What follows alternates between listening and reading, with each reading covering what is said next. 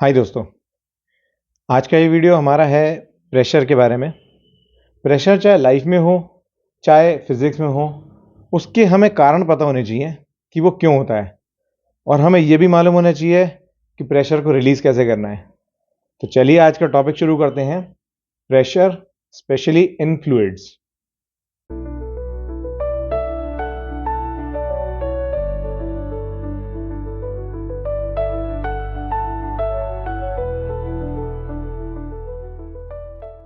So let's start today's topic, that is pressure in fluids. यहाँ पर हम आज आपको डिटेल में एक्सप्लेनेशन देंगे कि प्रेशर क्या होता है और उसको कैसे कैलकुलेट किया जाता है, कैसे फिजिक्स में कौन कौन से पॉइंट्स हैं जहाँ पर प्रेशर कंसिडर किया जाता है।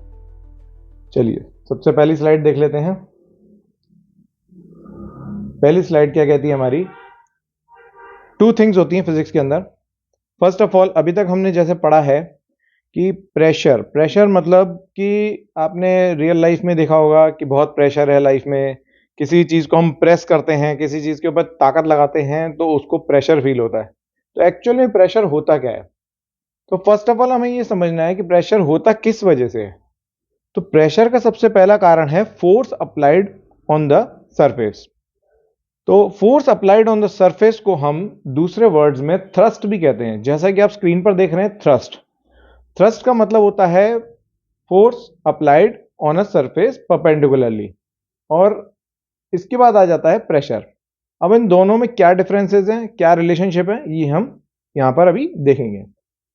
सबसे पहला पॉइंट, व्हाट इज थ्रस्ट? इसकी डेफिनेशन क्या है? Force applied on a surface in a perpendicular direction, यानी कि किसी भी सरफेस पर डायरेक्टली कुछ अप्लाई हो रहा है तो वो उसकी फोर्स है।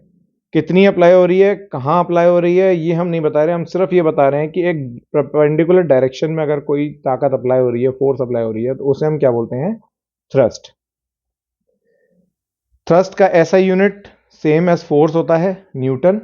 बहुत इजी चीज़ है ये समझने में, इसमें कोई दिक्कत नहीं होगी। सीजीएस यूनिट डाइन होता है, सेम एज फोर्स।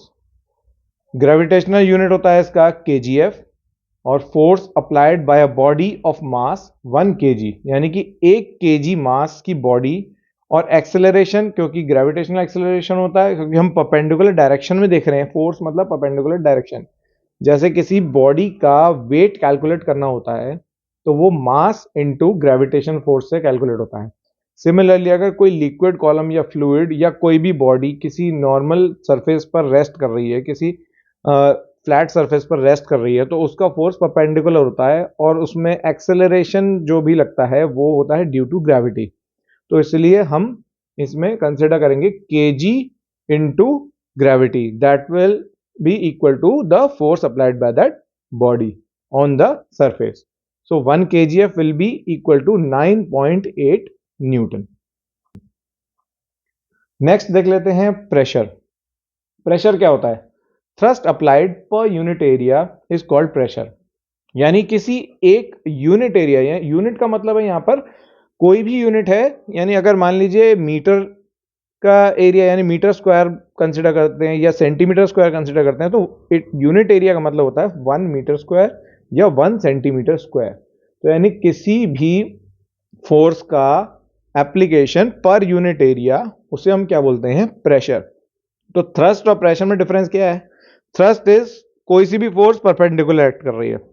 कितने एरिया पे कर रही है इससे कोई फर्क नहीं पड़ता, क्योंकि फोर्स यहां और यहां सेम होगी। चाहे यहां एक्ट कर रही हो, यहां एक्ट कर रही हो, यहां एक्ट कर रही हो, लेकिन वो सेम होगी। लेकिन प्रेशर में क्या होता है? प्रेशर में you have to define the area on which that force is being applied, यानी कि जो फोर्स हमने अप्लाई करी वो कितने एरिया पर अप्लाई हो रही है। अब ये इनका रिलेशनशिप क्या है, एरिया से क्या फर्क पड़ता है, क्यों हम एरिया को कंसिडर कर रहे हैं, ये हम आगे अभी पढ़ेंगे। तो चलिए नेक्स्ट आ जाते हैं, देखते हैं। SI unit of thrust is newton, होता ही अभी हमने देखा। And 1 newton force is applied on 1 metre square area. अगर 1 न्यूटन अगर हम फोर्स कंसिडर कर रहे हैं तो एरिया हम मीटर स्क्वायर में कंसिडर करेंगे, और अगर हम डाइन कंसिडर करते हैं तो हम उसमें इसको मिलीमीटर में कंसिडर करते हैं।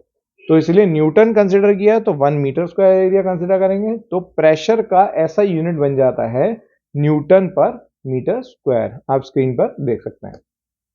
Next, 1 newton per metre square is also refer to as 1 pascal. ये एक स्टैंडर्ड यूनिट है, ब्लेज पास्कल ने डिफाइन किया था, इसलिए उनके नाम पर ही इस यूनिट का नाम है 1 pascal, which is always equal to 1 newton metre square. तो अगर 10 न्यूटन मीटर स्क्वायर होगा, न्यूटन पर मीटर स्क्वायर होगा प्रेशर, तो हम उसे 10 पास्कल्स भी कह सकते हैं। अब हम कुछ एग्जांपल्स देख लेते हैं कि प्रेशर किस चीज पे डिपेंड करता है। एक्चुअली अभी मैंने आपको क्या बताया कि pressure is equals to force और thrust applied per unit area, यानी कि सिंपल सी बात है, प्रेशर किस पे डिपेंड कर रहा है? फोर्स पर डायरेक्टली प्रोपोर्शनल और एरिया पर इनवर्सली प्रोपोर्शनल। इनवर्सली प्रोपोर्शनल मतलब कि एरिया बढ़ेगा तो प्रेशर घटेगा और एरिया घटेगा तो प्रेशर बढ़ेगा। सिमिलरली फोर्स बढ़ेगा तो प्रेशर बढ़ेगा, ये तो आप पहले ही समझ गए होंगे, क्योंकि अगर हम ज्यादा फोर्स लगाएंगे तो प्रेशर ज्यादा लगेगा, लेकिन उसी फोर्स को अगर हम छोटे एरिया पर लगाते हैं तो प्रेशर ज्यादा पड़ेगा, अगर हम बड़े एरिया पर लगाते हैं तो प्रेशर कम पड़ेगा, क्योंकि वो इनवर्सली प्रोपोर्शनल होते हैं। तो यहां पे हम पढ़ लेते हैं क्या लिखा है, pressure is equal to force per unit area, so a unit force applied on a larger area exerts less pressure and vice versa. जो मैंने अभी समझाया सिमिलरली वो लिखा है कि एक यूनिट फोर्स जो है वो एक ज्यादा एरिया पर अगर लगाते हैं तो प्रेशर कम होगा। एग्जाम्पल क्या दे रखा है, if you stand on loose sand your feet sinks, यानी कि अगर आप किसी ऐसी जगह पर हैं, गीली मिट्टी है या रेत है, आप कभी समुद्री इलाके में गए हों तो आप वहाँ पे एक चीज़ नोटिस करेंगे कि आप कभी भी ऐसी जगह पर खड़े होंगे जहाँ पर समुद्र का पानी ज़्यादा है, मिट्टी गीली है वहाँ पर, तो वहाँ पर अगर आप खड़े होते हैं तो आपके पैर अंदर की तरफ धीरे धीरे धंसना शुरू हो जाते हैं, यानी कि वो सिंक करने लग जाते हैं। लेकिन अगर उसी जगह पर आप लेटे रहते हैं, काफी देर तक लेटे रहते हैं, तो वो सैंड के अंदर आप नहीं जाते हैं।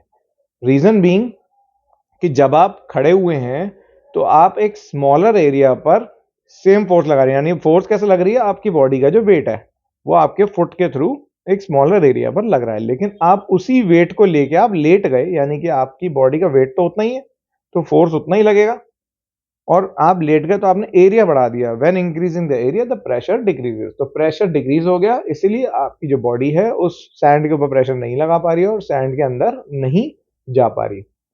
तो if you lie down on the sand your body does not sink. In both cases the thrust of force is the same but the area increases once you lie down, so pressure decreases. एक example ये हो गया हमारे पास। देखिए यहां पर आप picture में भी समझ सकते हैं, जैसे ये बच्चा खड़ा हुआ है तो इसने कम प्रेशर लगा रखा है, वहीं पर अगर ये लेट जाती है तो प्रेशर कम हो जाता है, खड़े होने पर प्रेशर ज्यादा होता है और लेटने पर प्रेशर कम हो जाता है, क्योंकि एरिया बढ़ जाता है। नेक्स्ट एग्जांपल देख लेते हैं।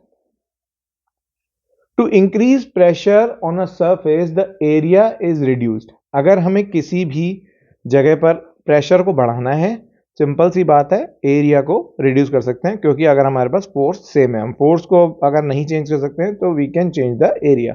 एरिया को रिड्यूस कीजिए, प्रेशर बढ़ जाएगा, एरिया बढ़ाएंगे प्रेशर घट जाएगा। एग्जाम्पल देखिए, end of nails are made pointed so that large pressure is exerted at the pointed ends.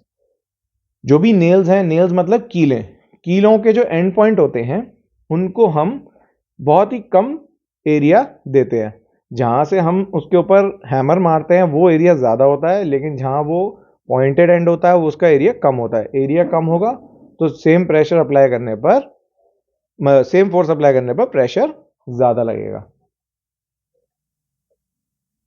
Second आ जाता है to decrease pressure on surface the area is increase. अगर किसी भी जगह पर आपको प्रेशर घटाना है तो आप एरिया को बढ़ा सकते हैं। एग्जाम्पल क्या है यहां पर कि wide wooden sleepers are placed below railway tracks so that pressure exerted by the iron rails on the ground becomes less. यानी कि आप पिक्चर में देख सकते हैं जैसे कि रेलवे लाइन के नीचे स्लीपर्स बिछाए जाते हैं। स्लीपर्स इसलिए बिछाए जाते हैं कि जो रेलवे लाइन है उसका जो area of applying force on the surface है वो एरिया काफी कम होता है, तो उस एरिया को अगर हम इंक्रीज कर देंगे तो जो रेलवे लाइन का जो वजन है उसकी वजह से उस सरफेस पर प्रेशर कम पड़ेगा, और कम प्रेशर होने की वजह से वो रेलवे लाइन जब ट्रेन उसके ऊपर से निकलेगी तो क्योंकि फोर्स बढ़ जाएगा, फोर्स बढ़ने की वजह से उसके ऊपर प्रेशर भी बढ़ सकता है, और प्रेशर बढ़ने का मतलब है कि रेलवे लाइन ज़मीन के अंदर जा सकती है, और ज़मीन के अंदर जाएगी तो ट्रेन जो हैं डिरेल हो सकती हैं। इसलिए स्लीपर्स बिछाए जाते हैं, जिससे कि जो भी प्रेशर है वो इक्वली डिस्ट्रीब्यूट हो जाए और पूरा एरिया जो है उसका बढ़ जाए, पॉइंट ऑफ कॉन्टैक्ट का एरिया बढ़ जाएगा। तो ये हमारे रियल लाइफ के कुछ एग्जांपल्स थे जहां पर हमने देखा कि प्रेशर घटता बढ़ता है एरिया को घटाने बढ़ाने से। अब यहाँ पे एक प्रैक्टिकल एग्जांपल देख लेते हैं, यानी कि हम इनको अपने न्यूमेरिकल्स में यूज कर सकते हैं। यहाँ पे देखिए दो ब्लॉक्स हैं, इसमें एक्चुअली ये एक ही ब्लॉक है जिसके दो तरीके से दो व्यूज दिखा रखे हैं। पहला व्यू है जब ये ब्लॉक 10 सेंटीमीटर वाली साइड पर खड़ा हुआ है। देखिए इसके तीन साइड हैं, 5 सेंटीमीटर, 10 सेंटीमीटर एंड 20 सेंटीमीटर। ये 10 सेंटीमीटर वाली साइड पर खड़ा हुआ है, और दूसरी पिक्चर में ये 20 सेंटीमीटर वाली साइड के ऊपर लेट गया है। आपको देखने में ऐसा लगेगा कि वो एक लाई डाउन हो गया है, लेट गया है, लेकिन एक्चुअली हमने उसकी सिर्फ डायरेक्शन बदल दी है। तो पहले 10 सेंटीमीटर वाली साइड पे लेटा हुआ था, अब 20 सेंटीमीटर वाली साइड पे लेटा हुआ है। क्वेश्चन देख लेते हैं क्या है।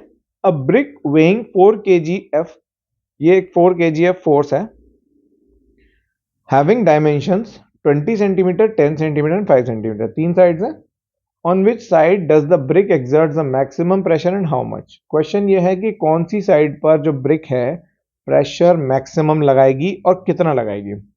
प्रेशर मैक्सिमम करना है, इसका मतलब हमें एरिया रिड्यूस करना पड़ेगा, और अगर प्रेशर रिड्यूस करना होता है तो हमें एरिया बढ़ाना पड़ेगा। यहाँ क्वेश्चन है प्रेशर मैक्सिमम करना है, यानी कि हमें एरिया रिड्यूस करना पड़ेगा। तो यानी कि जो 10 सेंटीमीटर वाली साइड है वहां पर प्रेशर ज़्यादा होगा, और जो 20 सेंटीमीटर वाली साइड है, क्योंकि साइड बड़ी है, एरिया कैसे कैलकुलेट होता है, लेंथ इनटू ब्रेथ। तो अगर मान लीजिए 20 सेंटीमीटर वाली साइड पर लेटा हुआ है और एक तरफ से 10 सेंटीमीटर, तो 20 इंटू 10 200 होता है। लेकिन दूसरी तरफ पहली वाली जो पिक्चर है उसी में अगर आप देखते हैं तो एक साइड 10 सेंटीमीटर की है और एक साइड 5 सेंटीमीटर की है जो नीचे की तरफ दिख रही है। तो 10 इंटू 5 होता है आपका 50 सेंटीमीटर। तो जहां पर एरिया कम है, इसका मतलब वहां पर प्रेशर ज्यादा होगा।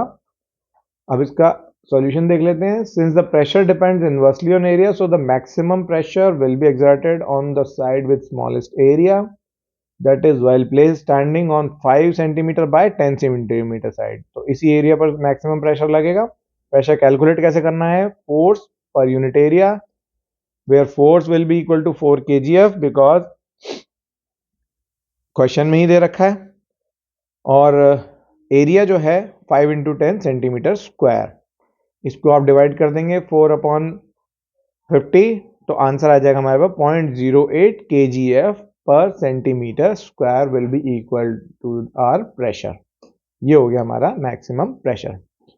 तो चलिए दोस्तों, अब पढ़ते हैं हमारा next topic, pressure in fluids. अभी तक हमने देखा था कि प्रेशर इन सॉलिड्स कैसे होता है।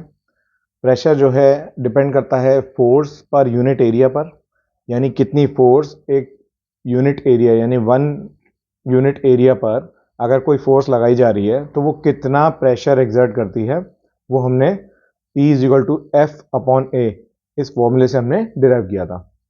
चलिए अब हम देखते हैं प्रेशर इन फ्लूइड्स। तो फ्लूइड्स में सबसे पहले हम ये जानेंगे फ्लूइड्स का मतलब क्या होता है। फ्लूइड्स का मतलब कोई लिक्विड सब्सटेंस नहीं या फिर कोई और सब्सटेंस नहीं। सबसे पहले हम ये देखेंगे फ्लूइड की डेफिनेशन क्या होती है। फ्लूइड की डेफिनेशन होती है, fluid is a substance anything in the world that flows is called fluid. अब ये एयर भी हो सकती है, ये वाटर भी हो सकता है, ये एनी लिक्विड सब्सटेंस भी हो सकता है, या कोई भी ऐसा सब्सटेंस जो आपको फैलता हुआ फ्लो करता हुआ दिखे आपको, उसे बोलते हैं फ्लूइड्स। तो आप जैसे स्लाइड में देख रहे हैं, फ्लूइड्स का मतलब एनीथिंग दैट फ्लोज। अब हम इसमें देखेंगे फ्लूइड्स में और सॉलिड्स में प्रेशर का क्या रिलेशनशिप रहता है, प्रेशर कैसे फ्लूइड्स में चलता है और कैसे हमने सॉलिड में चलता है ये देखा था, उसको हम कंपेयर करेंगे फ्लूइड्स के साथ। देखिए फर्स्ट पॉइंट ये है, solids exert pressure on a surface due to its weight. Similarly fluids also exert pressure due to its weight. जैसे कि हमने देखा था कि सॉलिड वेट के अकॉर्डिंग प्रेशर एक्सर्ट करता है, क्योंकि force is equal to mass into acceleration होता है, और मास हमारा किसी भी बॉडी का कुछ भी हो सकता है। एक्सेलरेशन अगर किसी बॉडी का रेस्ट पर है तो एक्सेलरेशन होता है ड्यू टू ग्रेविटी। तो A would be converted to G, तो force will be equal to mg। इसलिए सॉलिड्स में प्रेशर किस पे डिपेंड करेगा? उसके वेट के ऊपर। और सिमिलरली फ्लूइड्स में भी प्रेशर उसके वेट के ऊपर डिपेंड करता है कि कितना फ्लूइड कॉलम है, यानी जितने एरिया ऑफ वाटर या कोई भी एयर या कोई भी फ्लूइड्स है उसको हम अगर नाप रहे हैं तो उसका मास और उसका ग्रेविटेशनल एक्सेलरेशन मल्टीप्लाई करेंगे, यानी उसका वेट आ जाएगा उतने कॉलम का, और उसी वेट की वजह से कितना प्रेशर वो लगा रहा है हम कैलकुलेट कर सकते हैं। तो सिमिलर है दोनों में, सॉलिड्स में और लिक्विड्स में प्रेशर डिपेंड करता है वेट पर। नेक्स्ट देख लेते हैं, solids exert pressure only towards the bottom on the surface on which it is placed, but fluids on the other hand exert pressure in all direction. इसका मतलब क्या हुआ? इसका मतलब ये है कि सॉलिड्स जो हैं वो प्रेशर लगाते हैं सिर्फ अपने बॉटम पर, यानी कोई एक ब्लॉक है, मान लीजिए अगर कोई ब्लॉक है वो हमने टेबल के ऊपर रखा हुआ है, तो वो सिर्फ अपने नीचे वाले एरिया के ऊपर, जितना एरिया उसने कवर किया है उसके ऊपर प्रेशर लगाता है।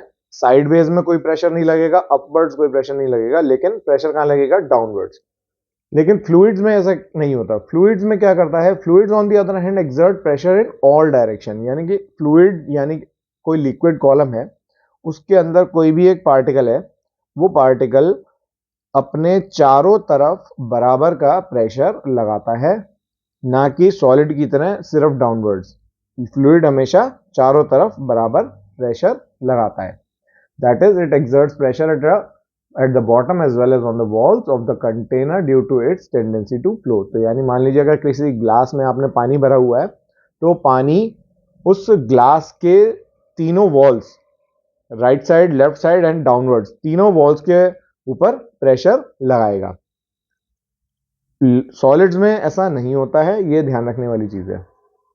चलिए अब आगे देख लेते हैं, calculation of pressure in a fluid at a point. तो अब हम आगे ये देखते हैं कि फ्लूइड के अंदर प्रेशर कैसे कैलकुलेट किया जाता है, उसका फॉर्मूला क्या होता है। तो आइए देख लेते हैं।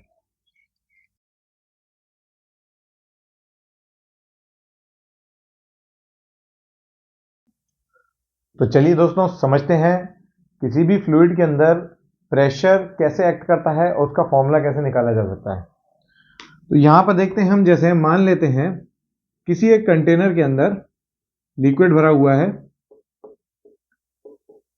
इस लिक्विड की कुछ हाइट है, let's say h is the height, इस लिक्विड की हाइट है h, और जो भी प्रेशर हमें यहां पर कैलकुलेट करना है, यानी इस पॉइंट पे, इस वेसल के बिल्कुल लोएस्ट पॉइंट पे हमें जब कैलकुलेट करना है कि ये लिक्विड कितना प्रेशर लगा रहा है, तो हम कंसिडर करते हैं कि इस पॉइंट पे जो भी प्रेशर होगा वो इस लिक्विड कॉलम का टोटल मास के बराबर होगा, यानी उसका जो मास है, जो उसका वेट है, वो इसके ऊपर जो प्रेशर लगा रहा होगा वही यहां पर प्रेशर आ रहा होगा।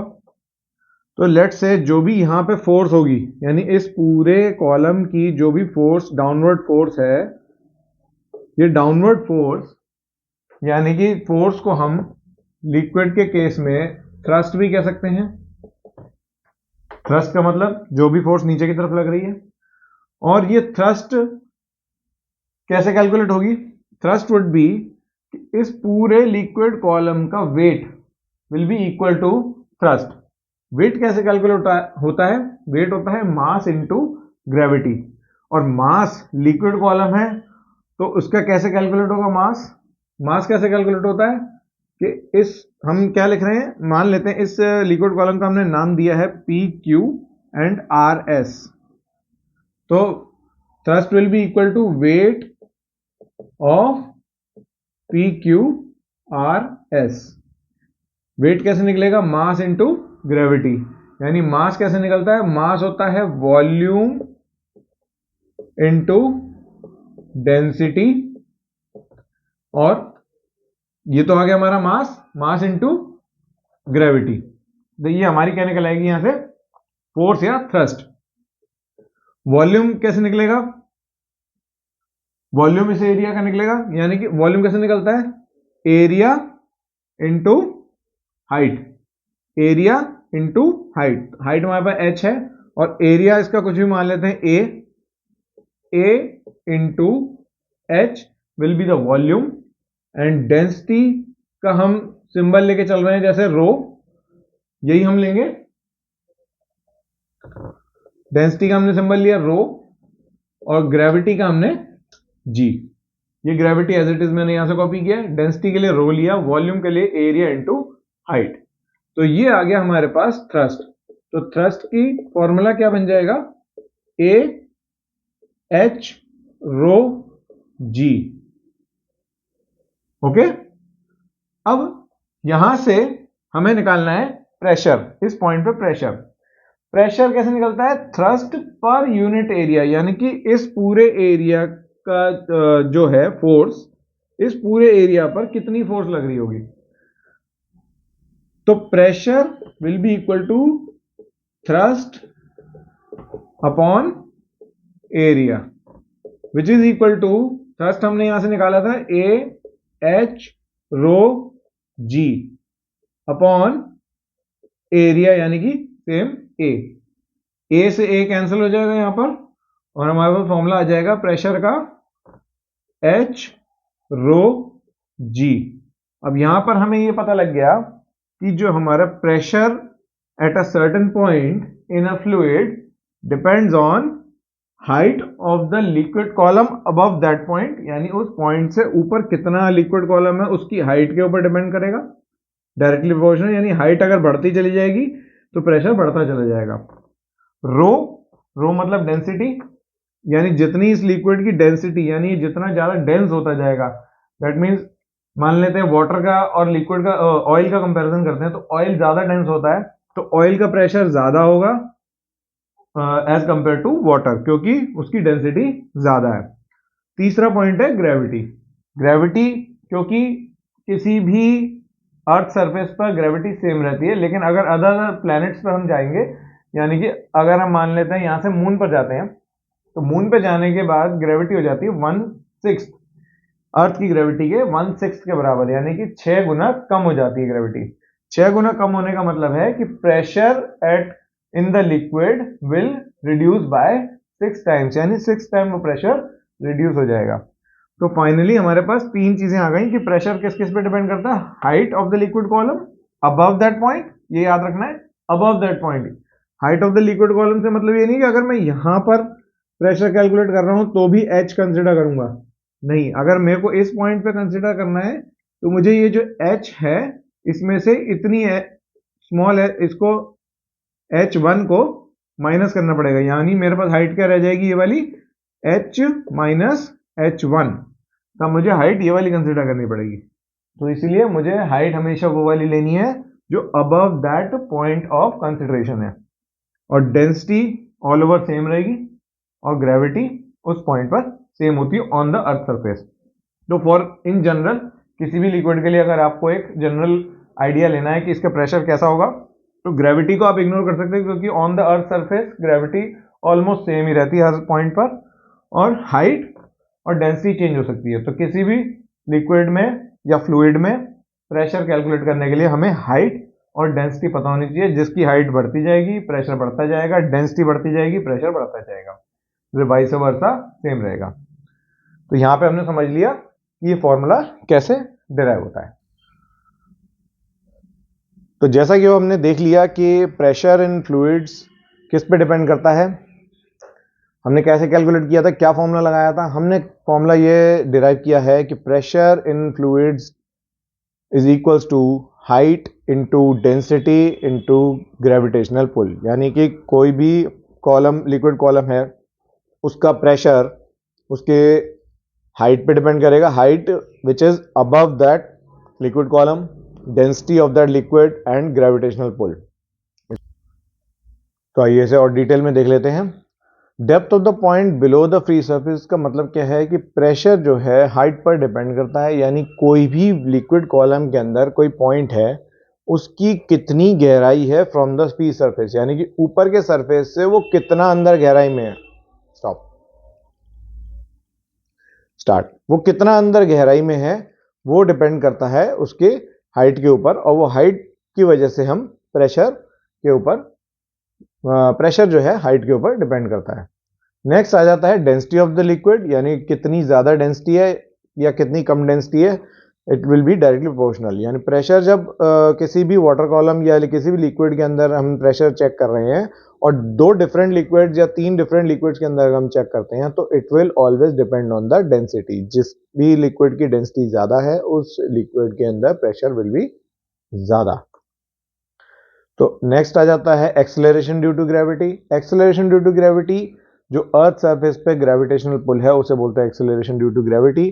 किसी भी प्लैनेट पर जाएंगे तो ग्रेविटेशनल पुल होता है, अदर प्लैनेट्स पर ग्रेविटेशनल पुल डिफरेंट होगा, क्योंकि डिफरेंट ग्रेविटेशनल पुल है तो डिफरेंट प्रेशर अप्लाई होगा for the same mass of the liquid. At a particular place on Earth's surface, the acceleration due to gravity g is constant. Therefore, the pressure at a point in a liquid is directly proportional to depth and directly proportional to density of the liquid.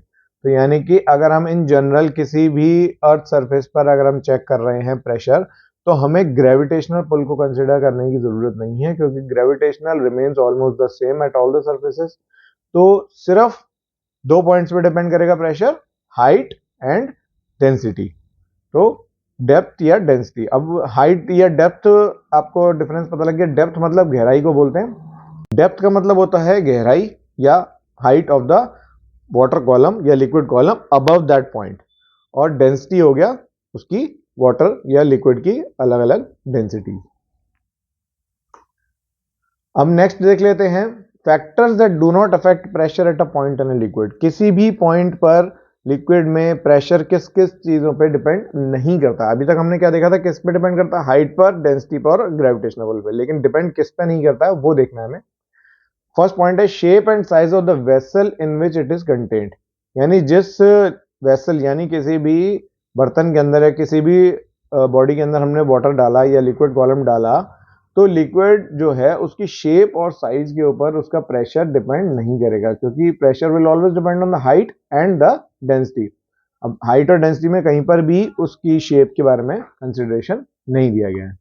Next आ जाता है area of the surface on which it acts, यानी जिस area के ऊपर वो water column act कर रहा है उस एरिया के ऊपर डिपेंड नहीं करेगा उसका प्रेशर। लेकिन सॉलिड में ऐसा होता था, सॉलिड्स में pressure always depends upon area, क्योंकि वहां पे इनवर्सली प्रोपोर्शनल वाला रीजन था। लिक्विड में ऐसा क्यों नहीं होता? लिक्विड में क्योंकि हमने जो फॉर्मूला निकाला था उसके अकॉर्डिंग सिर्फ height, gravitational pull and density पे डिपेंड करता है, इसलिए हम एरिया को कंसिडर नहीं करते हैं। नेक्स्ट आ जाता है लॉज ऑफ लिक्विड प्रेशर। तो कुछ लॉज डिफाइन किए गए हैं, लिक्विड प्रेशर कैसे किसी सरफेस के ऊपर एक्ट करता है। उन लॉज को अगर हम याद कर लेंगे या पढ़ लेंगे तो हमें इजी रहेगा प्रेशर को समझना। तो देख लेते हैं पहला law, inside a liquid the pressure increases with increase in depth from its free surface, यानी किसी भी लिक्विड के अंदर जो प्रेशर है वो डेप्थ इंक्रीज करने पर इंक्रीज होता है। यानी कि किसी भी पॉइंट पर अगर हम प्रेशर कैलकुलेट कर रहे हैं तो उसके ऊपर कितना वाटर कॉलम आ गया है उसके ऊपर डिपेंड करेगा उसकी प्रेशर। जैसे फॉर एग्जांपल कोई फिश है, लेक में है और वो वाटर सरफेस के नियर अगर वो स्विम कर रही है तो उस समय पर उसके ऊपर प्रेशर कम लग रहा है, क्योंकि उसके अबव जो वाटर कॉलम की हाइट है वो बहुत कम है। और अगर वो कहीं डीप वाटर में स्विम कर रही है तो उसके ऊपर डेप्थ ज़्यादा है, इस वजह से उसके ऊपर प्रेशर ज़्यादा लगेगा। नेक्स्ट पॉइंट अब देख लेते हैं।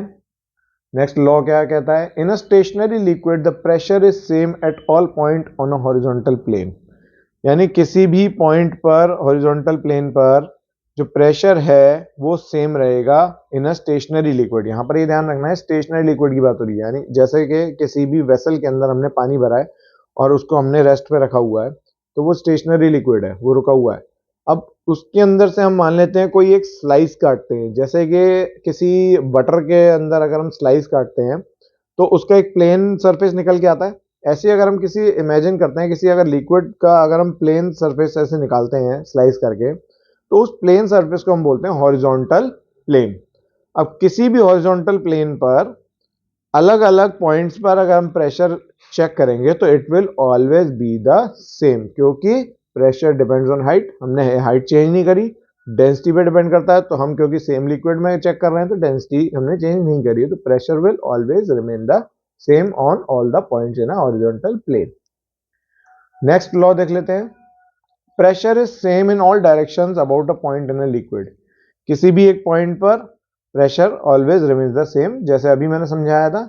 जैसे अब आप पिक्चर के अंदर देखते हैं कि एक बीकर के अंदर पानी है और इसके अंदर एक रेड डॉटेड लाइन बनाई गई है, यानी कि हम इस प्लेन के ऊपर, इस पॉइंट के ऊपर हम 3 जगह प्रेशर कैलकुलेट करेंगे और तीनों जगह पर और तीनों डायरेक्शंस में, देखिए 3 अलग अलग डायरेक्शन में कैलकुलेट किया गया, ऊपर से कैलकुलेट किया है, फिर साइडवेज कैलकुलेट किया है, फिर बॉटम से कैलकुलेट किया है। तो इन तीनों पॉइंट्स पर जो प्रेशर आ रहा है वो सेम आ रहा है, तो ये हमारा ये लॉ डिफाइन करता है। नेक्स्ट लॉ देख लेते हैं। Pressure at same depth is different in different liquids, यानी कि किसी भी डेप्थ पर, अब मान लेते हैं एक बीकर के अंदर मैंने कोई लिक्विड भरा और किसी एक सिंगल पॉइंट के ऊपर यहां पर मैं प्रेशर कैलकुलेट कर रहा हूं। अब मैंने लिक्विड में वाटर की जगह मैंने चेंज करके ऑयल डाल दिया, मैंने पॉइंट चेंज नहीं किया, पॉइंट ऑफ मेजरिंग चेंज नहीं करा है, जहां पर हम प्रेशर मेजर कर रहे हैं वो पॉइंट सेम है, सिर्फ मैंने लिक्विड चेंज कर दिया। तो लिक्विड चेंज होने से उसकी डेंसिटी चेंज हो जाएगी, डेंसिटी चेंज होने से प्रेशर चेंज हो जाएगा। यही ये लॉ बता रहा है कि pressure at same depth, depth change नहीं है, same depth is different in different liquids, अलग अलग लिक्विड में अलग अलग प्रेशर होगा एट सेम डेप्थ, क्योंकि डेंसिटी पे डिपेंड कर रहा है। नेक्स्ट लॉ देखते हैं, लास्ट लॉ है ये। A liquid seeks its own level, यानी किसी भी लिक्विड को किसी कंटेनर में अगर आप भरते हैं और वो किसी दूसरे कंटेनर से कनेक्टेड है तो दोनों कंटेनर्स में लेवल जो है हमेशा सेम रहेगा, क्योंकि pressure will always depend on the height and density. Liquid same है, प्रेशर सेम है, हाइट सेम है तो प्रेशर सेम है। तो इसीलिए आप जैसे पिक्चर में देख सकते हैं, बीकर में जार में पानी भरा हुआ है और जार के आगे एक स्पाउट है, स्पाउट से वाटर जो जा रहा है वो उसके स्पाउट में भी और जार के अंदर भी लेवल सेम है वाटर का। क्यों? क्योंकि दोनों वाटर कॉलम्स का हाइट जो है फ्रॉम द सरफेस, यानी कि अर्थ सरफेस से उसकी हाइट जो है वाटर कॉलम की सेम है, इसलिए प्रेशर सेम रहेगा। डेंसिटी क्योंकि सेम वाटर है इसलिए प्रेशर सेम रहेगा। नेक्स्ट देख लेते हैं अब इसमें, हाँ इसमें अब हम इन पांचों लॉज को एक बार रिवाइज कर लेते हैं। तो पहला लॉ क्या कहता है, inside a liquid the pressure increases with increase in depth from its free surface. In a stationary liquid pressure is same at all point in a horizontal plane. किसी भी पॉइंट पे चेक करेंगे pressure same रहेगा क्योंकि height same है। Pressure same in all direction about a point, all direction में भी same रहेगा। Pressure at the same depth in different liquid is different, क्योंकि डिफरेंट लिक्विड में डेंसिटी डिफरेंट हो जाएगी इसलिए प्रेशर चेंज हो जाएगा। Liquid seeks its own level, यानी किसी भी कंटेनर में भर दीजिए लिक्विड जो है अपने लेवल पर ही रहेगा। अब इसको देख लेते हैं real life consequences of liquid pressure. Real life consequences से मतलब है कि लिक्विड प्रेशर के जो हमने कॉन्सेप्ट्स अभी तक पढ़े, हमने लॉज पढ़े, हमने उसका फॉर्मूला डिराइव किया, इन दोनों चीज़ों की मदद से हम अपने रियल लाइफ में इनको कैसे यूज़ कर सकते हैं उसके कुछ एग्जाम्पल्स हैं, वो देख लेते हैं। पहला एग्जाम्पल है, at a certain depth in a sea water the pressure in sea water is more than the pressure at the same depth in a river. यानी कि अगर रिवर और सी वाटर में अगर हम सेम पॉइंट पर चेक कर रहे हैं प्रेशर, तो प्रेशर विल बी डिफरेंट। अब उसमें डिफरेंट से क्या मतलब है, pressure in sea water will be more और रिवर में कम होगा, ये होता है। अब तक आप समझ गए होंगे इसका रीजन क्या है, रीजन मैं अभी आपको थोड़ी देर में बताता हूं, जब तक आप सोचिए क्या रीजन हो सकता है। नेक्स्ट कॉन्सिक्वेंस देखते हैं, wall of a dam is made thicker eight the bottom. Dam जो होते हैं जिसमें पानी रोका जाता है, डैम की जो वॉल्स होती हैं वो बॉटम से थिक बनाई जाती हैं, यानी कि ऊपर का जो डैम होता है उसकी वॉल पतली होती है, डैम के सबसे नीचे की जो वॉल होती है वो ट्रायंगल शेप में, यानी कि वो ज़्यादा चौड़ी या मोटी बनाई जाती है? रीजन बीइंग, सोचें जब तक, अभी बताते हैं। Water supply tank is placed high. किसी भी घर के अंदर या किसी भी आपके ऑफिस के अंदर अगर वाटर सप्लाई टैंक रखा हो तो आप नोटिस करेंगे वो सबसे टॉप की हाइट पर रखा जाता है। बिल्डिंग के सबसे टॉप मोस्ट पॉइंट पर वाटर सप्लाई टैंक को रखा जाता है। बहुत ही सिंपल रीजन है, अब तक आप समझ ही गए होंगे। लास्ट है, size of gas bubbles formed at the bottom of a lake increases as it rises above. Water के अंदर या किसी भी लिक्विड के अंदर, जो लेक्स के अंदर या सी में आप देखते हैं, अगर सबसे नीचे अगर से कोई गैस बबल बना है वो ऊपर आने तक बहुत बड़ा हो जाता है, इंक्रीज हो जाती है उसकी साइज। इसका रीजन क्या है? चलिए सबसे पहला वाला देखते हैं। हमने क्या बोला था? सी वाटर के अंदर प्रेशर ज्यादा होता है, रिवर वाटर में कम होता है। रीजन क्या है? Sea water is more dense than river water. अब तक आप समझ गए होंगे, क्योंकि सी वाटर के अंदर नमक होता है, सॉल्ट होता है, मिनरल्स होते हैं, इसीलिए उसकी डेंसिटी रिवर वाटर से ज्यादा होती है।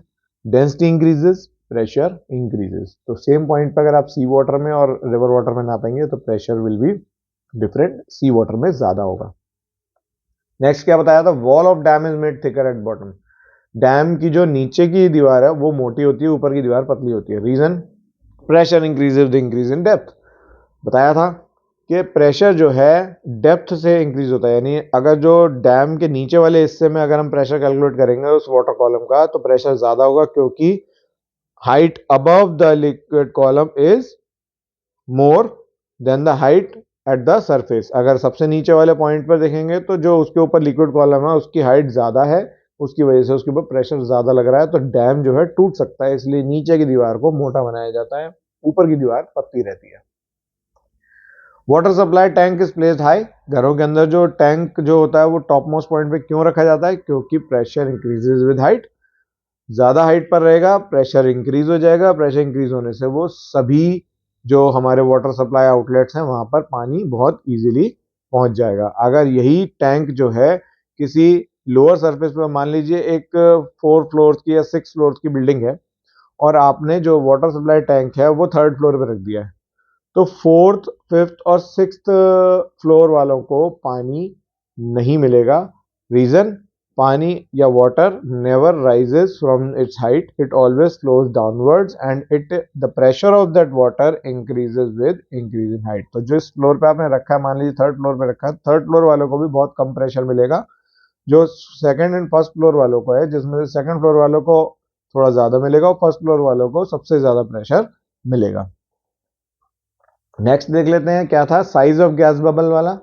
गैस बबल जैसे ही किसी सरफेस वाटर सरफेस के बिल्कुल बॉटम में एरिया से अगर बनना शुरू होता है तो उसके ऊपर प्रेशर बहुत ज्यादा होता है उस वाटर कॉलम, क्योंकि अभी बहुत ऊपर है, तो इतना जो वाटर कॉलम है उसका सारा प्रेशर उस गैस बबल के ऊपर आ रहा है, तो इसलिए उसके जो साइज है वो साइज जो है वो छोटा रहता है। और जैसे जैसे वो ऊपर राइज करता है, क्योंकि एयर जो है वो ऊपर की तरफ राइज करती है, एयर राइज होने की वजह से वो जो गैस बबल था उसका जो साइज है वो इसलिए बढ़ता जाता है क्योंकि उसके ऊपर वाटर कॉलम कम होता जा रहा है, हाइट कम होती जा रही है वाटर कॉलम की।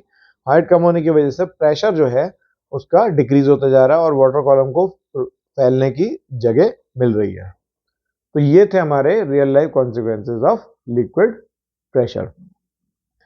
तो यहां पर हमारा ये जो टॉपिक है ये खत्म होता है, प्रेशर इन फ्लूइड्स। तो होप आपको काफ़ी कुछ यहाँ पर जानने को मिला होगा। नेक्स्ट हमारी जो वीडियो होगी उसमें हम पढ़ेंगे पास्कल्स लॉ के बारे में, तो वो भी इसी वीडियो से कनेक्टेड है। अगर आप पहले लिक्विड में प्रेशर के बारे में समझ जाएंगे तो आपको पास्कल लॉ बहुत इजीली समझ में आ जाएगा। तो मैं ज़रूर चाहूँगा कि उस वीडियो को देखने से पहले आप इस वीडियो को पूरा देखें, एंड तक देखें, क्योंकि इसके अंदर हमने बहुत सी चीज़ें डिस्कस करी। हमने प्रेशर इन सॉलिड डिस्कस किया, प्रेशर इन लिक्विड डिस्कस किया और रियल लाइफ कॉन्सिक्वेंसेज भी डिस्कस करे प्रेशर के, और किन किन चीज़ों पर प्रेशर डिपेंड करता है इन लिक्विड्स एंड सॉलिड्स, और उससे हमें रियल लाइफ में हम क्या क्या यूज़ कर सकते हैं ये भी हमें मालूम पड़ा। तो चलिए आज का वीडियो यहीं पर एंड करते हैं। तब तक के लिए स्वस्थ रहिए, सीखते रहिए और फॉलो एंड सब्सक्राइब करिए लेट्स लर्न बाय हनी बुटानी। हमारे चैनल को और सब्सक्राइबर चाहिए प्लीज़, और इस वीडियो को आगे शेयर ज़रूर करें, जिससे कि हमें और मोटिवेशन मिले नई नई वीडियोस बनाने में। Thank you.